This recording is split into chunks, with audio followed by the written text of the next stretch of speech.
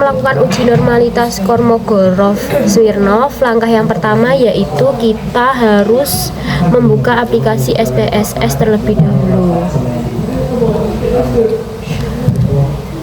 Setelah itu kita pilih file, klik file, kemudian pilih Excel. Kemudian setelah kita klik Excel, kita pilih file Excel mana yang akan diujikan. Kita ambil file data normalitas Kolmogorov-Smirnov. Setelah itu akan muncul datanya. Setelah muncul data, kita klik variabel view, kemudian bagian name itu kita hapus menjadi yang motivasi X itu kita hapus menjadi X, kemudian untuk yang hasil belajar kita ganti Y. Setelah itu untuk label kita ganti yang motivasi menjadi motivasi, dan kemudian yang hasil belajar kita ganti hasil belajar. Kemudian klik data view dan pilih regression, kemudian klik linear. Pada kotak dialog linear regression, X, Y masukkan hasil belajar ke kotak dependen, kemudian kotak X motivasi ke kotak independen, lalu save. Kemudian pada kotak residual centang pada tanda dari Z, kemudian klik save, lalu klik OK. Melakukan uji normalitas Kolmogorov-Smirnov dengan klik analisis, lalu klik non-parametric test, lalu klik legasi dialog, lalu klik satu sampel K sampai S. Pada kotak dialog one sample Kolmogorov-Smirnov test, masukkan variabel unstandardized residuals ke kotak tes variabel list pada tes distribution centang normal.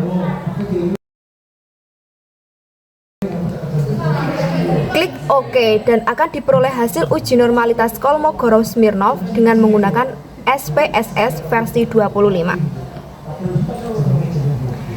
Berdasarkan output SPSS versi 25, dapat diketahui bahwa nilai signifikasi dalam kurung 2 min-Tailed adalah 0,2 atau lebih besar dari 0,05, maka data yang diuji berdistribusi normal.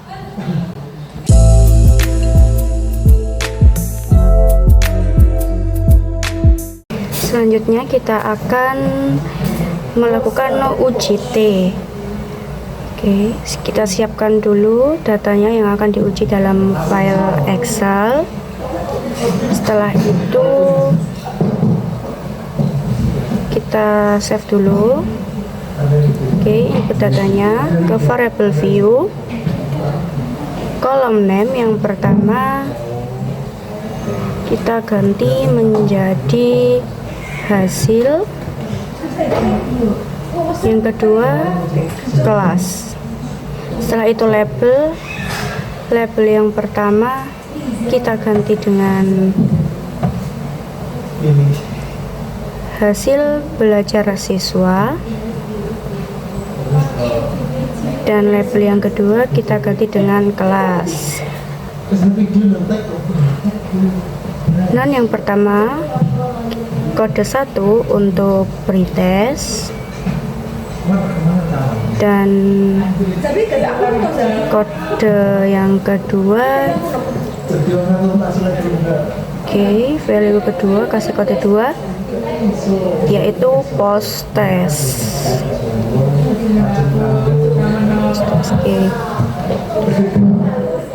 Selanjutnya kita klik data view dengan hasil belajar siswa dan kolom kelas diisi dengan kode 1 untuk pretest, dan kode 2 untuk post test.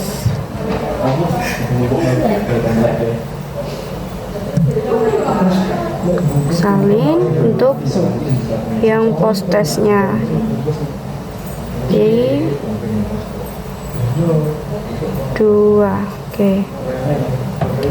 Setelah itu klik analyze, kita klik descriptive statistik urutan kedua dari atas. Setelah itu explore. Oke. Selanjutnya yaitu pindahkan hasil belajar siswa ke dalam dependent list. Setelah itu pindahkan kelas ke dalam factor list. Setelah itu pilih plots, lalu pilih normality plot with test, lalu pilih continue.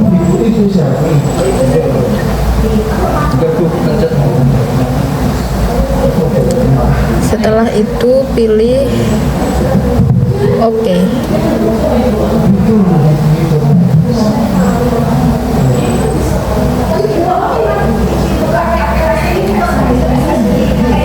Nah, hasil ditunjukkan oleh gambar di bawah ini,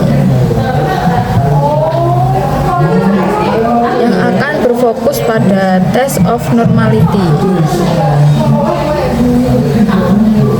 Nah, jika nilai SIG lebih dari 0,05 maka data berdistribusi normal.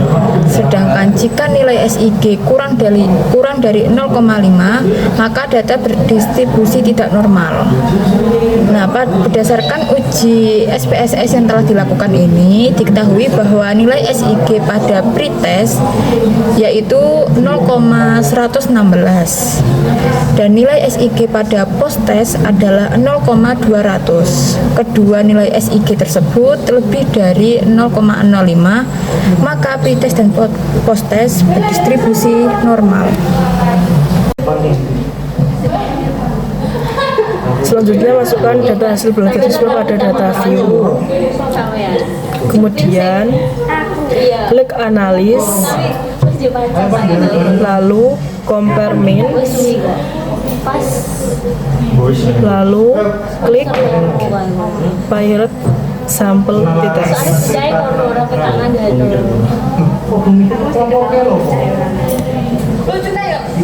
Pembahasannya sesuai kelompok kamu. Selanjutnya yaitu muncul kotak dialog pretest sample t-test. Selanjutnya itu pindahkan pretest ke variabel 1 dan pretest ke variabel 2. Yang selanjutnya itu klik options, maka muncul kotak dialog parent simple t-test. Terus muncul options pada confidence interval presyntax. Selanjutnya tulis angka 95. Artinya kita menggunakan tingkat kepercayaan 95% atau 0,05, lalu klik continue. Selanjutnya klik OK, maka akan muncul output SPSS berjudul t-test. Selesai. Yang selanjutnya adalah penafsiran hasil uji parent simple t-test dengan SPSS. Yang pertama ada tabel parent simple statistik. Karena nilai rata-rata pretest ke post-test, maka dapat disimpulkan ada perbedaan rata-rata hasil belajar pada pretest dan post-test. Yang kedua adalah tabel parent simple correlations. Karena nilai SIG 0,242 ke 0,05, maka dapat dikatakan bahwa tidak ada hubungan antara pretest dan post-test. Penafsiran yang ketiga adalah tabel parent simple test. Berdasarkan tabel parent simple test, diketahui nilai SIG adalah 0,002 ke 0,05, maka H ditolak dan H diterima, sehingga ada pengaruh penggunaan strategi pembelajaran answer gallery untuk meningkatkan hasil belajar. mata pelajaran bawa lawan pada siswa kelas 5 SD Negeri 1 Taji tahun 2019.